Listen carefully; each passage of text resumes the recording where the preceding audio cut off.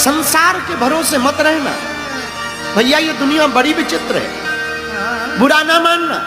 इस दुनिया में पूछताछ उसी की होती है, उसी को इज्जत मिलती है, या तो वो अमीर होवे या फेमस होवे या नेता होवे। मंचों पर भी वही चढ़ते हैं जो अमीर होते हैं, गरीब तो सिर्फ ताली बजाने के काम आते हैं भैया। साधारण को कोई नहीं पूछता, मिलने मिलाने और फोटो भी उसी की खिंचती हैं जो बड़ा हो गए, गाड़ी में भी वही बैठ पाते हैं जो बड़े हो गए।